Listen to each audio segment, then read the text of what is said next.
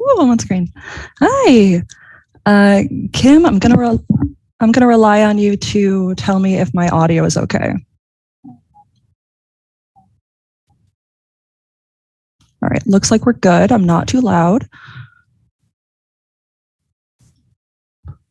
And the fun part about this is that I get an echo from Zoom and Twitch, so I'm probably going to close the Twitch.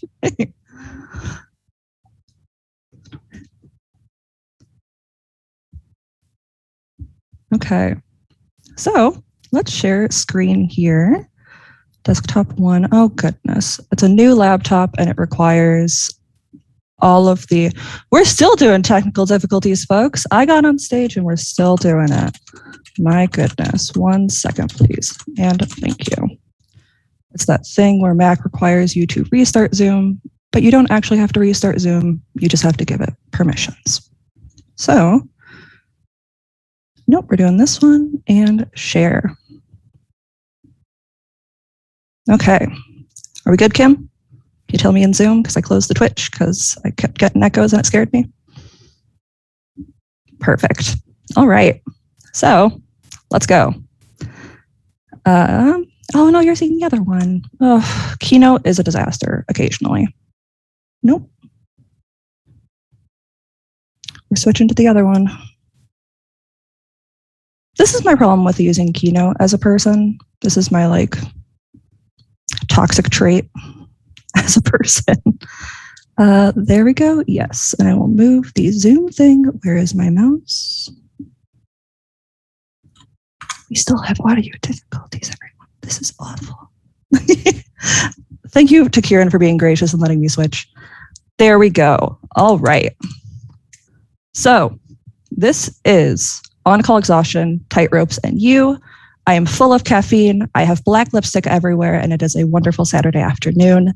I'm excited to be here, and it is my first talk in a couple of years. So I'm not actually going to give you a talk. I joked on Twitter that this is a formatted info dump. For people who are autistic, you're very familiar with that term. It is basically you sharing things that you care a lot about. I just happen to put this one into slides. So this is why it's basically hurting us all as people, but especially disabled people in Infosec. So something I have been trying to do a lot lately is adding land acknowledgements. So I'm not going to read the whole statement of this, but I would like to acknowledge that Minnesota is unceded native land and that Minnesota has taken land of great historical, spiritual, and cultural significance to Dakota people. And I would like to acknowledge the damage done to Anishinaabe and other indigenous nations as well through systemic forced removal of communities and the unjust seizure of their land. This talk was written on this land. This is something I've been trying to incorporate more into in my presentations and my talks, so thank you. Why are you listening to this talk? What is this talk? This talk, info dump formatted, is basically me having a lot of feelings about on-call and being disabled, and I want to tell you about them.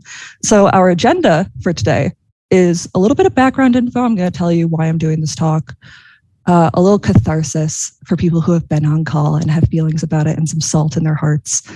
We're also going to talk about why Infosec faces unique challenges in hiring in general, but also for disabled people for on-call roles. We're going to give us a little hope for the future and a lot of cat pictures, like the one on the right side of the screen, which is a very grumpy looking white and orange cat in front of a window. Who am I? We've talked about why you are here. Why am I speaking to you about this? My name is Jess Schalz. I am non-binary and I use a variety of pronouns, but usually I prefer she, her, or they, them. Feel free to use either. I live in Minneapolis, Minnesota, or unceded Anishinaabe land.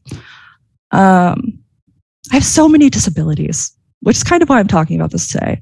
I have fibromyalgia. I have weird, rare autoimmune disorders, of which I'm like the 80th person in Minnesota to have a couple of them. It's weird. I'm databases. They've presented my case at conferences. It's fun.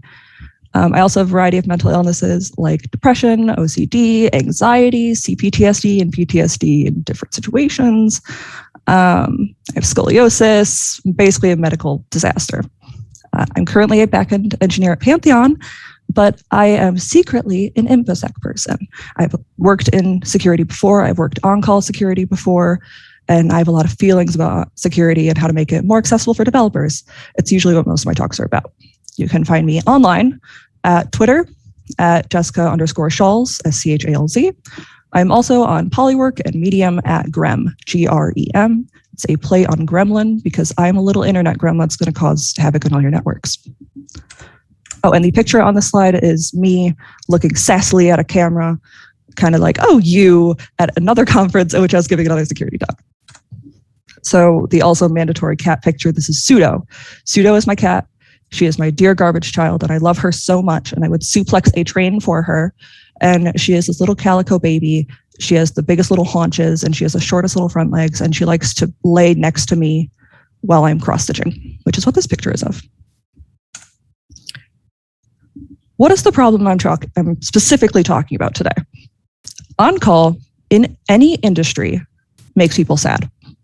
It is exhausting. It is often not done well. It is often done out of necessity, not choice. And that makes it very difficult for people to feel like they have autonomy and rest in their work. This is especially common as someone who grew up as the child of an HVAC worker. I watched my father get out of bed basically every night at 3 or 4 a.m. because a nursing home wouldn't have air conditioning or heating during the middle of a very hot summer or very cold winter. So his work was very dire. So there wasn't really a choice in what he did or if he could tune alerts or anything. On-call is brutal in every industry. Infosec has some unique challenges and nuances. The state of Infosec currently is complicated. The breadth of knowledge you need in Infosec spans everything from application security and code to social engineering, which is very, very people heavy. And to assume that we know all of those pieces and we can address all of those pieces as one person in incident response is foolish. We face an employment shortage. Like Kim said in her book, it is not a talent shortage.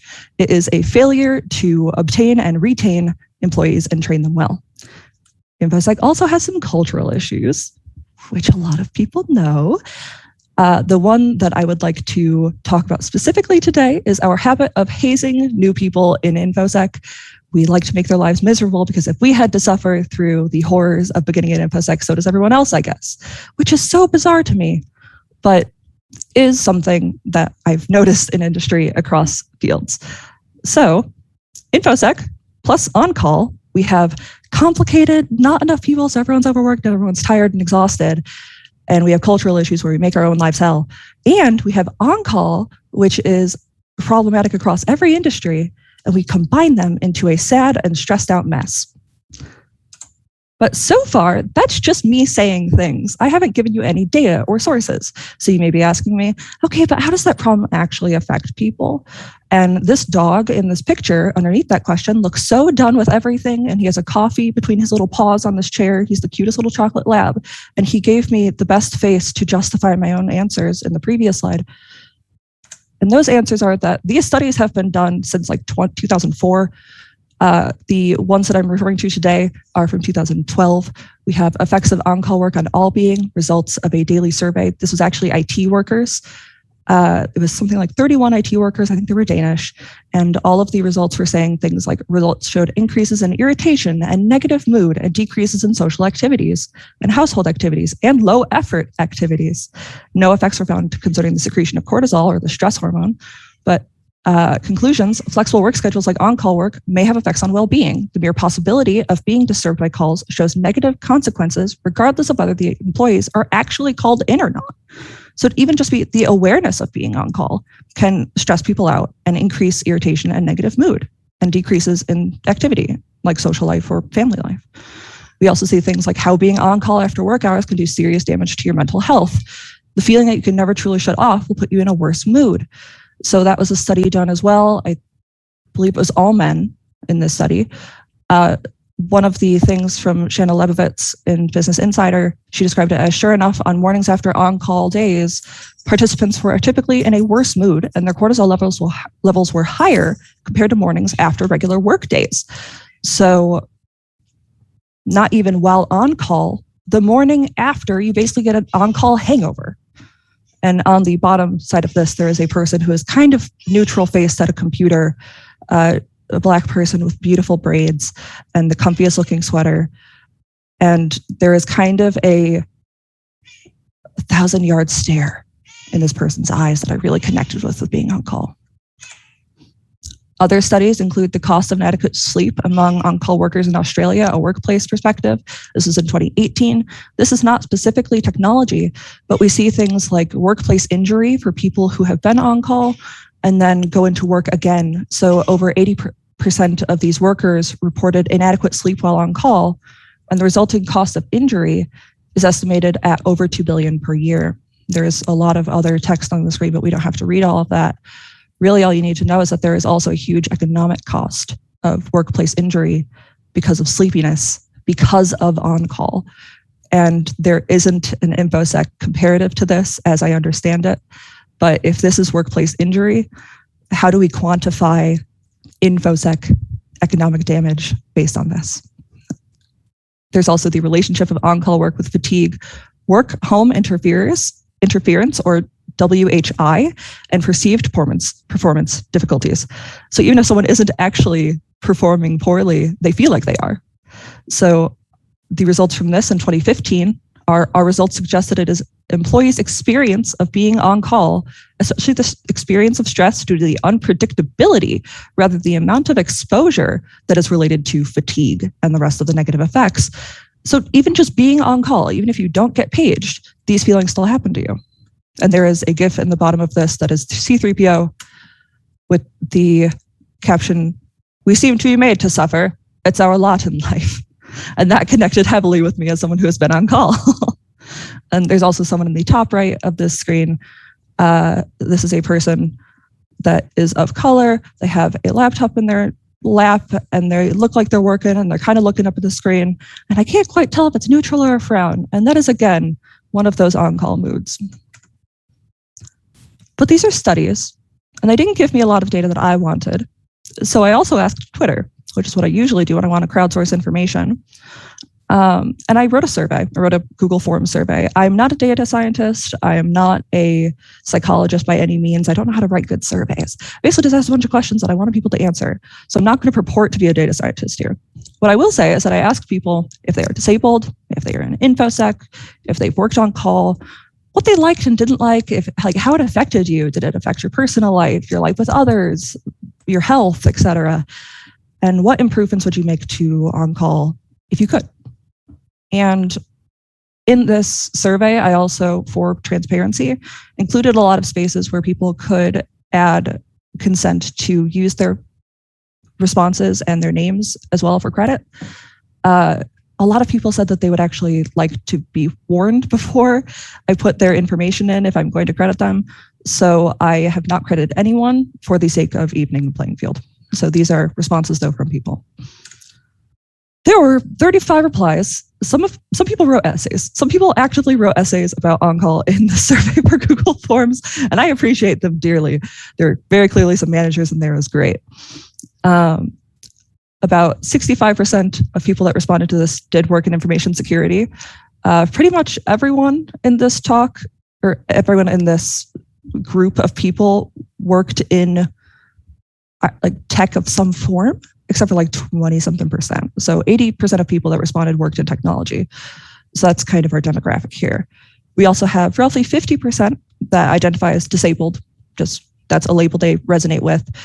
But we also have someone who says ADHD, but I don't consider that disabling in the context of incident response, which I thought was very interesting. And we also have 25% of people that had a disabling condition but don't identify as disabled necessarily. So something that disables them in certain forms, but the label doesn't resonate. And the other 25% does not have a disability. And in what roles or fields did you perform on-call and information security? There are so many.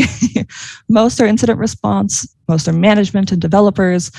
A lot of people said things like security operations in general, IT support at small companies. If you work IT support at small companies, you're doing everything. That's just how it works. My favorite response in here is network engineer, parentheses, firewalls. I thought that was very fun. So There's a variety of other answers in here as well, and I will share this with the public once things are properly anonymized after this talk. On-call, how we know it, according to the survey responses, there's a lot. About 80-90% of people responded that sleep was affected, food and eating were affected, personal hygiene, household tasks, physical health, mental health, relationships. One person said not much really, and I appreciate their honesty. And then one person said social interactions and being able to actually interact with people without being pulled away for work, which I thought that resonated with me too. A couple responses in quotes: frequent sleep interruptions depending on the specific company and rotation, physical and mental health disruptions in part because of lack of sleep, and in part from unpredictability. Household tasks fall by the wayside as work takes over more of my life. Breaking my sleep schedule breaks nearly everything else. It's near the root of the dependency tree for functioning. That's a cool tech metaphor. And the other one is relationships languished, friends and partner, so romantic and social, or platonic. Lack of work-life boundaries and toxic work environment cost me a lot of time I could have been growing as a person. That's very real to me. That is something that a lot of people talk about in terms of mental health and being able to balance how much stress they're under at work and then how much stress they can actually use, like how much energy they have in their brain to take care of themselves. What about interpersonal effects? So not just yourself, but with other people. A lot of people said day-to-day professional work was affected, romantic relationships were affected, friendships. By far, the most people said social life. That's 82% of people, or 83 if we're rounding up. Marriage was affected, family and children were affected, and roughly 24 people said scheduling appointments, like medical or otherwise. Those are also very fair too. I remember being very concerned about therapy when I was trying to schedule those and also be on call shifts. So I would have to schedule overrides for other people during that time. Some examples, my family and marriage is affected because anytime I get a call, my spouse has to take over whatever I'm doing, cooking, giving kids a bath, etc. We're very egalitarian in sharing household tasks, equality. But when I'm on call, he gets a disproportionate amount of household tasks while I deal with calls, and that's stressful for him too. So it's not just the person on call, but the people around them that are affected. I avoid social life and interactions while on call. You can't really go to the movies, theater, and even dinner, or just grabbing coffee is no fun if you have to rush out and sit there with a laptop doing work in other people's company. Not being able to sleep as well when on call makes handling normal interpersonal interactions more difficult, whether that's colleagues or family or friends. And in possibly the most succinct answer here. Oh, that's Chloe. Yeah, Kim. How did that happen? And possibly the most succinct thing here is it's hard to be present when you're tired. When you're tired, it's so hard to just be awake and around and listen to people and think. Just think. Critical thinking is so hard when you're tired. But there's more.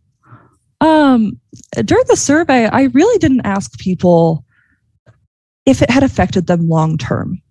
And I got so many responses that told me it affected them so long term. Like there were things that years later, they were still affected by this.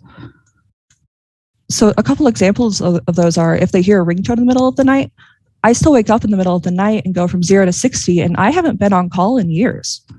So that adrenaline and panic response is still in their brain. Or there's ringtones that sound like ringtones I used for work, make me jump, or phantom vibes. You have that feeling of your phone going off in your pocket, even if it's not and you're not on call. But what if you're being paged? Oh God. So that hyper awareness and hyper alertness is very real as well, like hypervigilance for on call. I have done this in grocery stores. Whenever I hear a pager alarm in a grocery store, I turn around to give the most empathetic nod of my life, like, I understand you. I know what you're going through, and I'm sorry. The Wi-Fi and little tables are over there. I've done that in a Caribou as well. Caribou coffee. I would be remiss to not mention the on-call selfie as well. This was a very fun thing for people who were on call, fun being debatable. But it would honestly be remiss of me if I didn't mention the hashtag on-call selfie thing of Twitter. I think Alice Goldfuss started this. If I didn't, I'm sorry. Or if I get that wrong, I'm sorry. But there's Alice Goldfuss's tweet of, okay, I'm up, and it's hashtag on-call selfie, and it's Alice staring at the screen like, I'm awake. Excuse me. There's also Joshua Zimmerman, or the Jabberwocky on Twitter, which is board game night at a friend's place, on-call selfie, assisted by Unicat. And it's Joshua on screen, smiling at the camera, clutching a cat, wearing a unicorn costume, which is very cute. And then Aditya Mukherjee, the Autorific on Twitter, or Chimera Coder. From earlier, my on-call selfie today, it looks like Aditya is in an elevator and doing the traditional Aditya smolder to the Twitter, and it's amazing. But on-call in Infosec is a little different, and it's a little different in fun ways.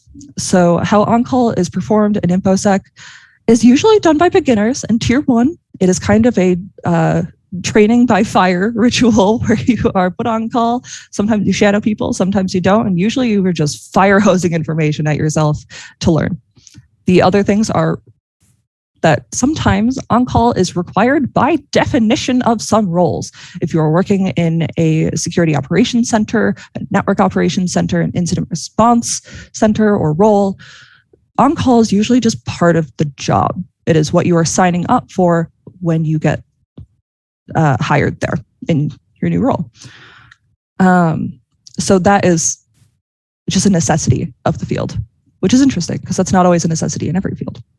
There are alerts that are incredibly difficult to tune because your attackers are always changing their network advances. They're always changing what they throw at you.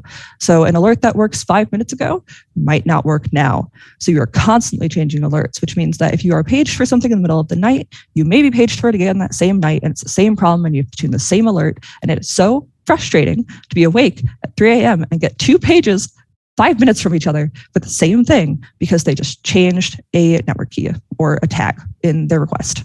Ask me how I know. I've been that person. There's also constantly evolving threats developed outside of your control. A lot of people in software engineering in general, or tech in general, will say that part of the frustration of on-call is the fact that other people's decisions are making your life hard. Like if someone develops something on a Friday and deploys it and they're like, I'm going off to weekend, whatever. Sometimes infrastructure and network people are just stuck with the fallout of that. But what's different about Infosec is often the threats or alerts and source of alerts are not even close to people that work in your company. They are often people totally outside of you and you have no control. You can't ask them for more information. You can't look at their code. It's totally different and you just have to guess sometimes what to do. And that is also very difficult. So those are some interesting challenges Infosec has to face with on-call. But how does this affect being disabled? I've talked a lot about on-call, a lot about how it affects people in general. But this pug in a blanket in this picture looks sufficiently confused as to say, but how does this affect being disabled? There are a couple different answers I got that I think really summed it up well, but this is probably my favorite. Maintaining my disabled or chronically ill body is a delicate balance, generally struck by maintaining a routine around getting my needs met. Interruptive activities result in pain spikes, loss of sleep, migraines, and other physical health impacts, which then negatively impact my mental health as well. I have been this person. When I don't get sleep at night, my fibromyalgia flares, and then I get brain fog, and then I get migraines, and then I can't think straight. So then if I get another page, I'm stuck, and then I have to escalate anyway because I can't figure out what's going on. So the delicate balance of me getting my medications correct and taking those on time and getting enough sleep and getting enough water in a day and hopefully not dealing with a flare from another part of a week last week while I'm on call this week, or just general body things that might happen during that week, regardless of pages, is in itself a dance that I do every day. And interruptive activities like pages breaks that balance entirely. It is something I cannot control, and it will ruin that balance entirely, and my body suffers for it, and my work suffers for it. So I firmly believe, this is like the wordiest text on this slide, bear with me. Infosec is currently critically wounded by on-call. I think we're doing it wrong. I think it's hurting people. On-call, as we know it, destroys people. If it isn't done intentionally and constantly improved and iterated upon, depending on individuality of each employee and team and project, it burns people out. And Infosec is already notorious for burning people out because we are overworked and underpaid and everything's complicated and we haze people. So if we're also facing employment shortages and disabled people are entirely removed from our group of people for candidates, we are removing roughly 26%, according to the CDC, of people who could be are disabled in the US, and even less of that is willing to go into Infosec, and even less of that might fit your company and your role. So we are limiting our candidate pools and retention. So not even just people who could be hired, but people who stay or people who are forced into on-call for some reason.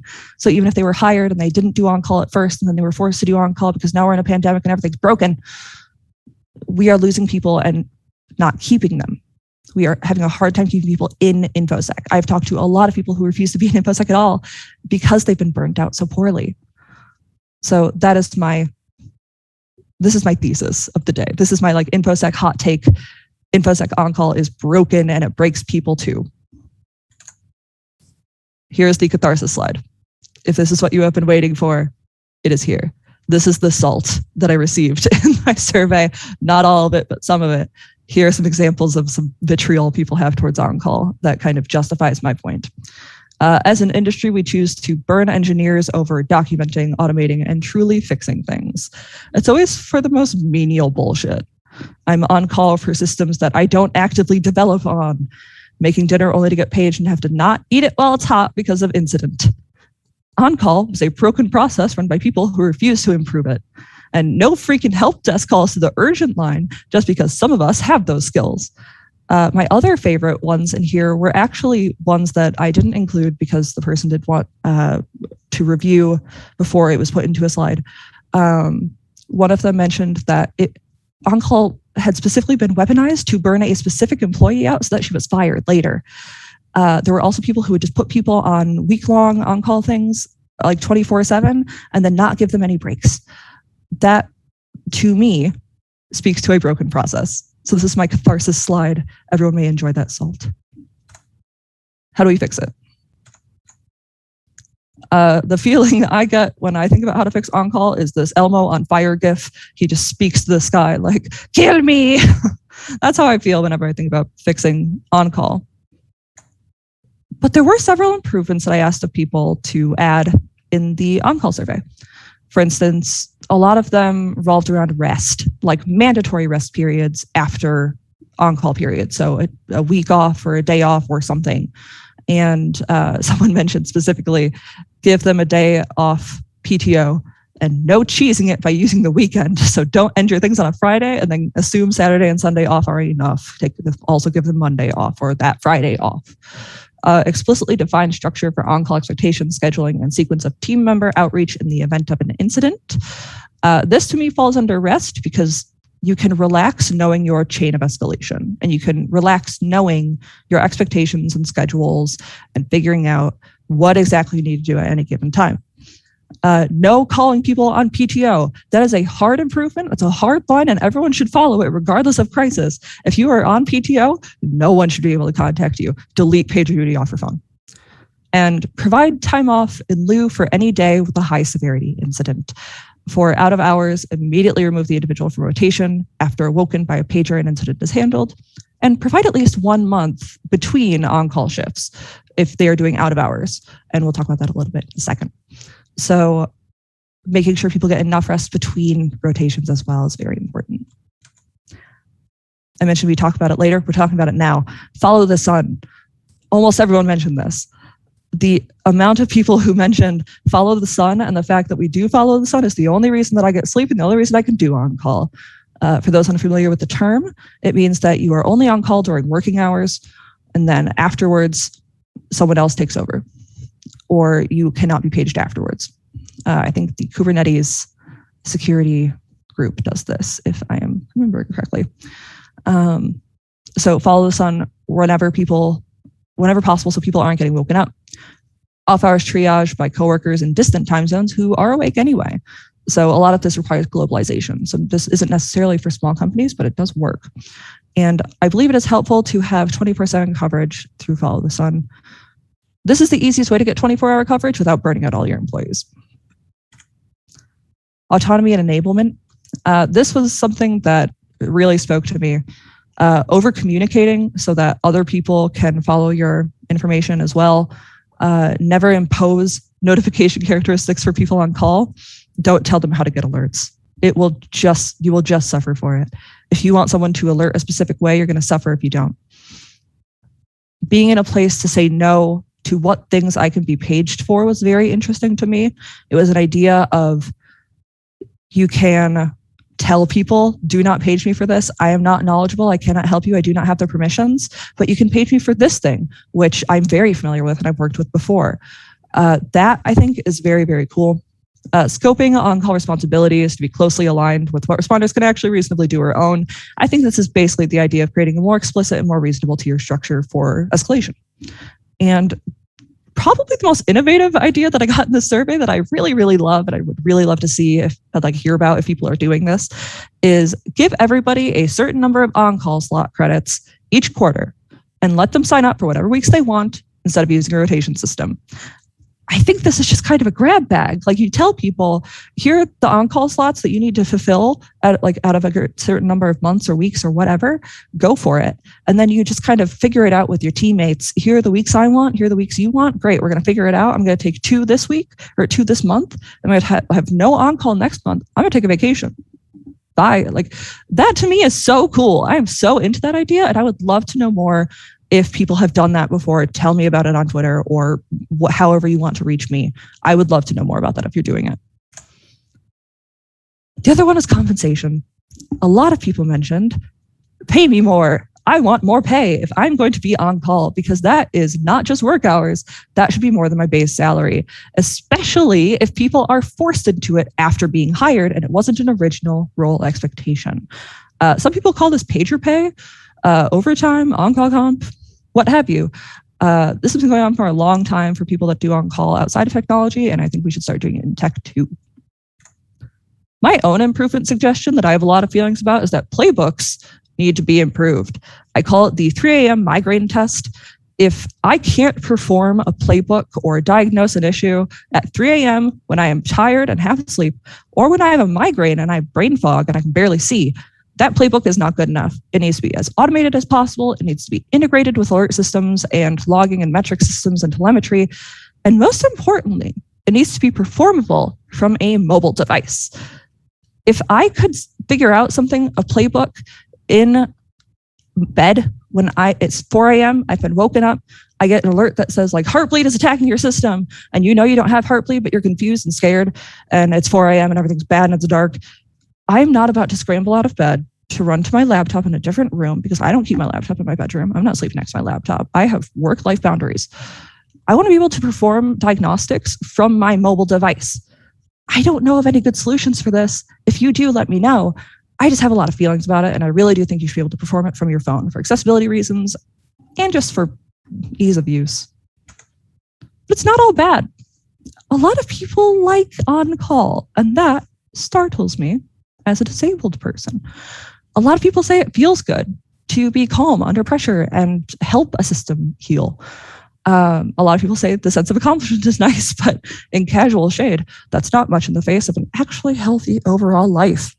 Some people say it's really empowering. You get to do a lot, learn a lot, and work with new people. One of my favorite answers was that people get to meet other people on different teams and make connections. And that was a really cool thought for me too, because you get to learn a lot about distributed companies. Some people say that ADHD is actually the perfect form of neurodivergence for on-call, which I kind of agree. You're jumping around all the time. Things are very fast and there's a lot of adrenaline and you're rushing everywhere, and it's clarity rather than kind of the dull monotony of a daily life, which I kind of get. My favorite, I don't know if this is salt or not or shade, but I resonate with it. I like knowing how brittle the systems can be. Me too. I like that too. That's the end. This is my gentle hope for the future. This is my catharsis and salt. This is my special interest in on-call. I want to improve it for people, and I want to make it better for disabled people. According to the curb cut effect, if we make it better for disabled people, we make it better for everyone. So everyone should be invested in this. So thank you to every disabled person, every person on call, every person performing incident response, you are heroes. Every person fighting to make on-call suck less, also heroes. Every person watching this talk, hello, Twitch. Every person making their workplace more accessible, I see you and I love you. And every person fighting for personal and professional justness in the workplace. Follow your heart, follow your morals, do what you need to do to ethically live your life under capitalism. Thank you to Kim for organizing Disinfosec 2020 and your grace and your cool head under technical difficulties. You're doing wonderfully. And thank you to you personally, looking at you in the camera. Thank you so much for listening. And I'm so excited to see the future of on-call, and I hope we move forward in the future and make it suck less. So thank you. That's all I got. So thank you, Kim.